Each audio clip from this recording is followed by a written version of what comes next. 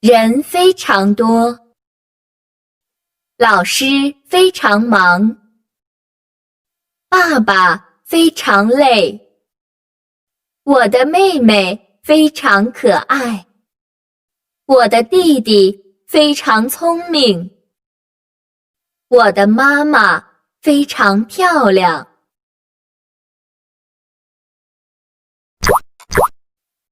读课文。小狗非常可爱。我家有一只小狗，一只小猫和2只小鸟。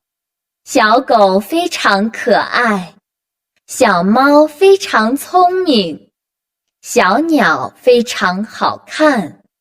我非常喜欢它们。狗。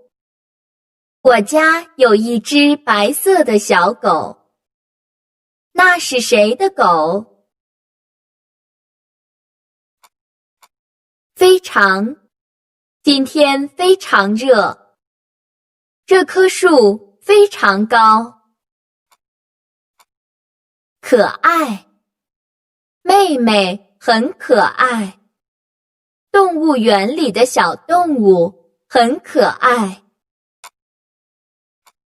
人，坐地铁上班的人很多，公园里的人非常多。忙，妈妈的工作很忙，老师今天下午很忙。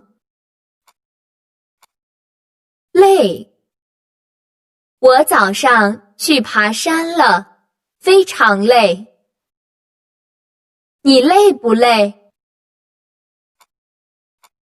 聪明，小红很聪明。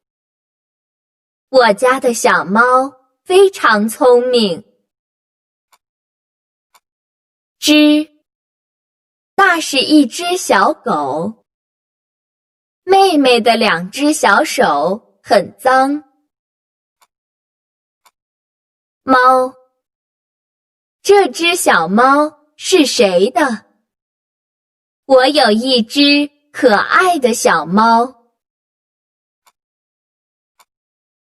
鸟，小鸟在唱歌。树上有一只鸟。喜欢，你喜欢我吗？小明喜欢踢足球。小猫很饿，给它喂点吃的吧。这些小动物非常可爱，我很喜欢它们。情境对话。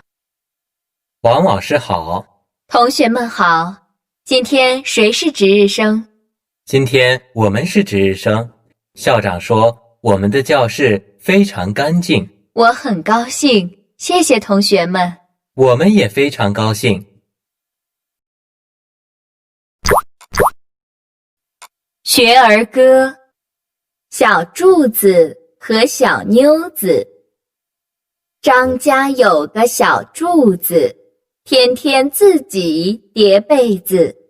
李家有个小妞子，帮助妈妈擦桌子。小柱子，小妞子，他们真是好孩子。